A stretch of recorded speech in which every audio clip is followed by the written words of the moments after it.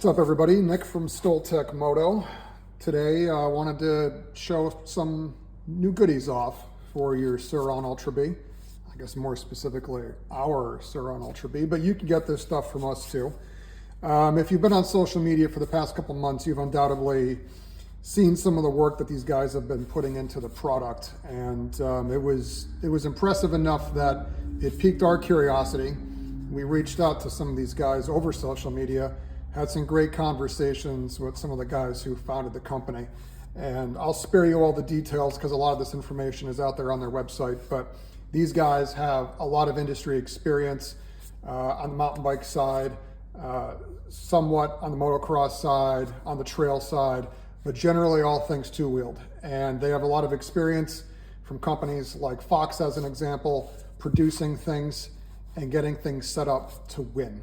So these guys really understand how to put together a complete suspension package, which is something that at those volume levels you don't typically see in suspension for really any motorcycle. I mean, outside of Öhlins, who put stuff on factory bikes, you really don't see the kind of attention to the fit and finish and the overall presentation of products, certainly from a startup small company. So anyway, we haven't even opened this shock yet, and I'm kind of excited. I want to give you guys some of my thoughts on it. It's been a long time coming. It's been sitting in our shop here for months, but we had other projects lined up. So this is the long-awaited Sirris shock for the Sur Ron Ultra Bee. And this is very nice packaging here. A lot nicer than some of our other stuff we get from other suppliers. But this is the R46, right? So all this stuff you could see on their website. Everything's more digital these days, so I'm assuming here we're not going to get a lot of stuff in the box. But what I will say before I even take this out, I really enjoy what they've been doing when it comes to their technical information, their manuals. So both on the forward-facing stuff that you see on their website, when it comes to setup, when it comes to even the exploded CAD models that they show the components, that's typically not provided for most suspension products that you're purchasing. And even on the dealer side, the information that we have access to for support and for the rebuilding, I guess I'll say, is very, very good. This is frankly at a level that I've never seen before. It rivals something that you would see from an OEM like Yamaha, as an example. So my hat's off to the guys at Sirris. They did a really good job on the product information and documentation. So that's not for nothing. Let's take a look here. Simple package, but it appears to be pretty effective, which I like. There's not a whole lot of plastic or styrofoam. So that's pretty cool for the environment. So here it is, the R46. We're just going to rip this off like a kid on Christmas morning. Take a look here at the overall presentation of the shock before we get it on the bike. Okay. So first thing first, I don't have the other shock off the bike from Sur Ron, but we've had it off many times. I can tell you this shock here is sizable. It's definitely substantial. This looks and feels every bit of a dirt bike shock, something that you would find on a trail bike or a motocross bike. So you have your same style on the piggyback, which shouldn't surprise anybody, but it's definitely a larger canister. Have your adjustment up top there for your compression. I guess of note to mention, this is the low speed compression adjuster. We were hoping for the high speed adjust, which they were hoping to get out in late 2024. So at the time of shooting this video in early 25, I don't think it's available yet. At least they haven't shared that with us. So this one has the low speed adjustment. We will be taking a look at the high speed. I don't know when, but we'll take a look. So yeah, that's the low speed adjust. Obviously on the bottom you have your rebound, low speed as well. Looks like they're including a thrust washer down there on the spring. make it a little easier to make the adjustments on the preload. I can see here that they have a nice, it's probably kind of, well, maybe it's not hard to see, but they have an Acme thread on the shock body, which is definitely a little higher spec than you see on a lot of shocks out there. But something like our Penske's that we sell tons of for the street and the road race guys, that's commonplace. They also have the same style adjuster that you'll see on a lot of the aftermarket shocks. Now, the one thing I don't see, and we're going to check the box here, I don't see a tool to make the preload adjustment. Maybe I missed it.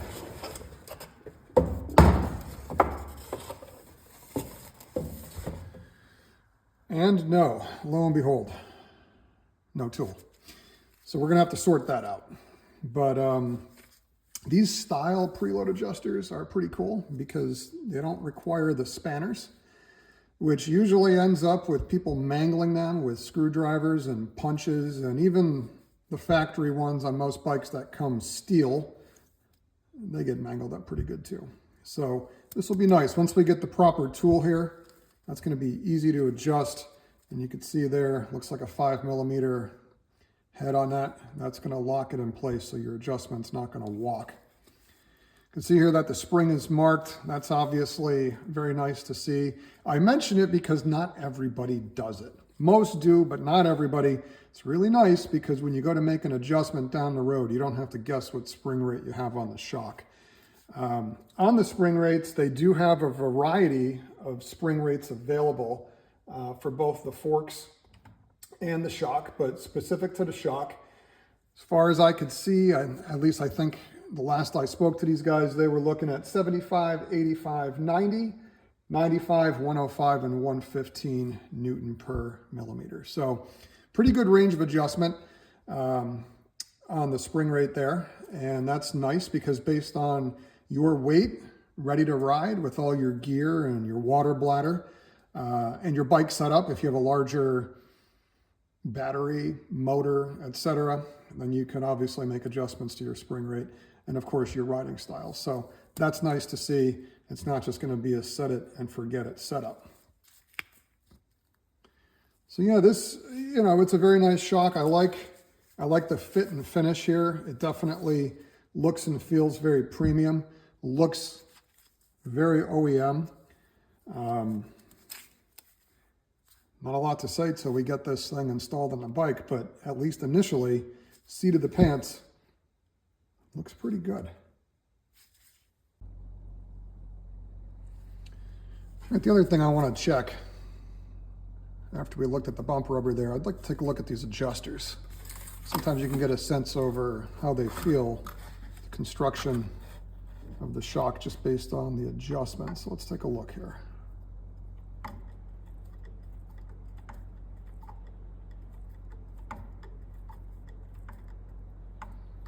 All right, so that's at full stiff. And we're going to have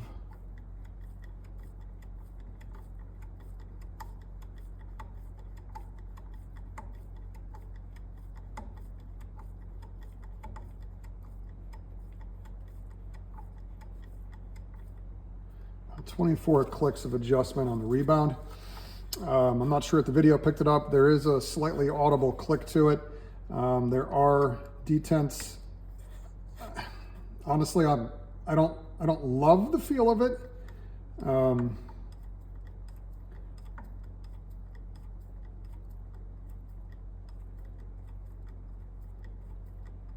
Let's see how this stuff holds up over time, but not the best adjusters from a handling perspective, but not the worst either.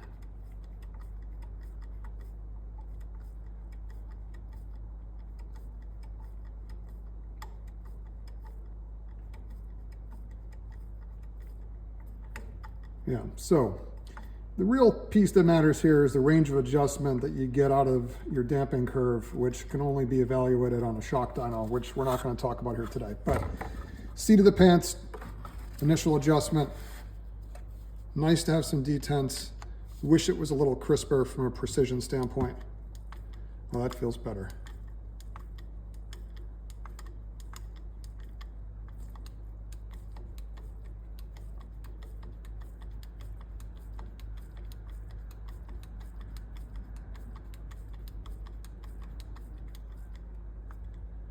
I counted that right, that was about 18 clicks.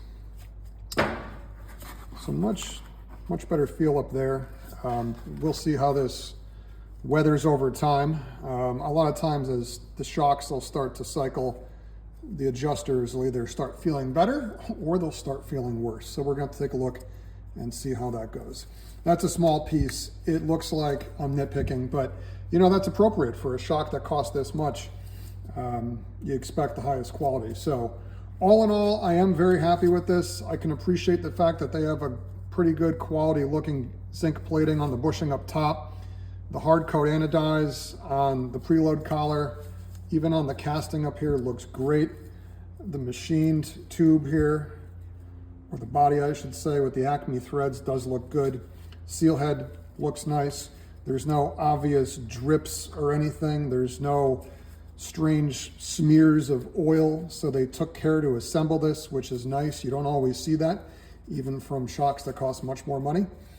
The sticker's on straight, and again, I know I'm nitpicking, but these things matter, right? So it's the small things that show. So yeah, all in all, pretty pleased with what I've seen so far. Obviously, the next step for us is to get this thing onto the bike and get set up. So we'll report back as we get some more time with the suspension components. Stay tuned for the next video. We're going to take a look at the forks. They'll be next, but right now, yeah, I'm excited, really excited, and looking forward to getting this thing set up for race season, which is just over 2 months away for us here on the Northeast. So stay tuned. We'll have more information as we go forward. Thanks, guys. Ride safe.